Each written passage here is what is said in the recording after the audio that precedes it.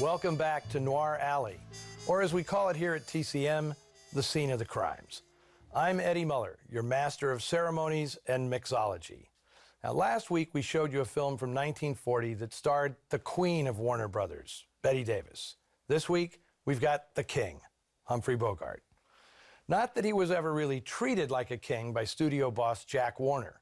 Bogart had worked his way to star status after spending the 1930s playing mostly heavies and second leads behind bigger stars Jimmy Cagney and Edward G. Robinson.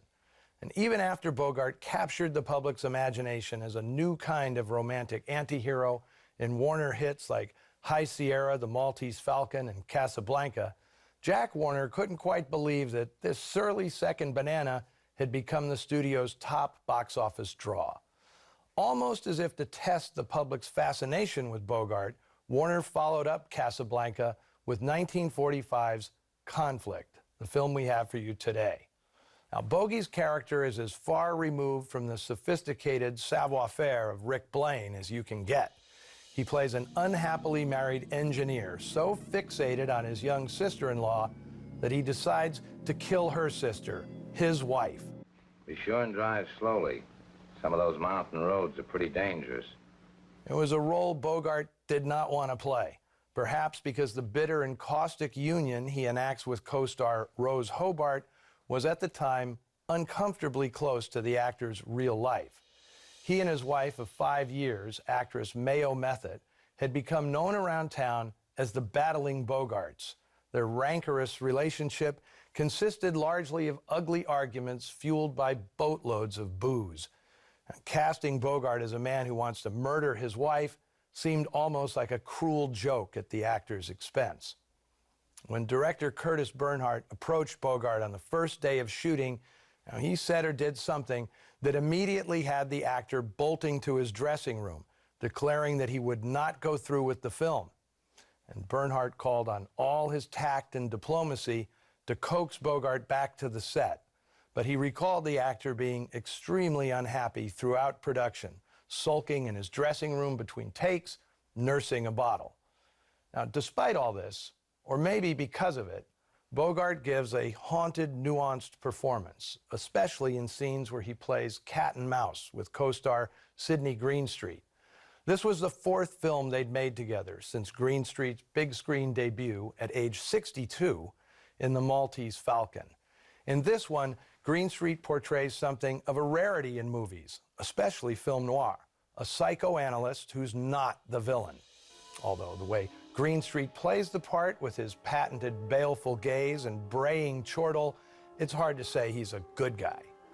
Let's just say he's the lesser of two evils in this one, which in some ways becomes an intriguing variation on the play Gaslight. You see, Dick, it takes a man of violent mind to commit a major crime like robbery or killing. Well, then you believe all killers are one particular pattern, eh?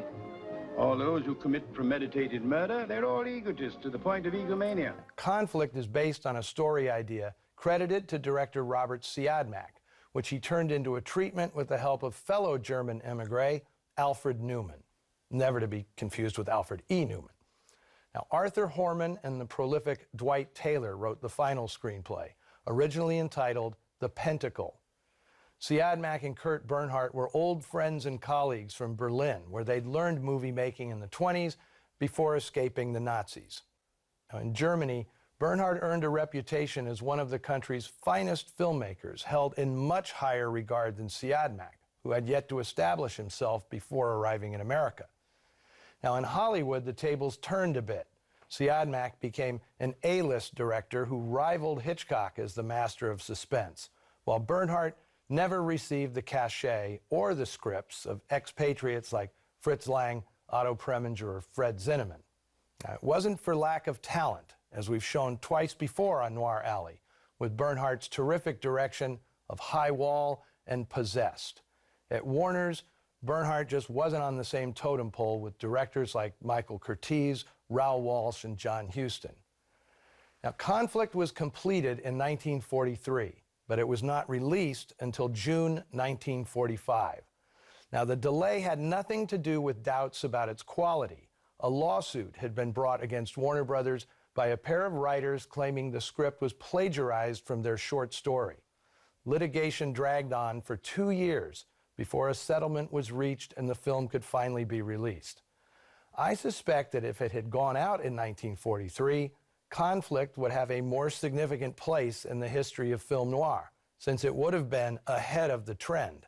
It wasn't until 1944 that noir really took off, with the release of Double Indemnity, Laura, Murder My Sweet, Woman in the Window, and Phantom Lady, the latter directed by Robert Siodmak.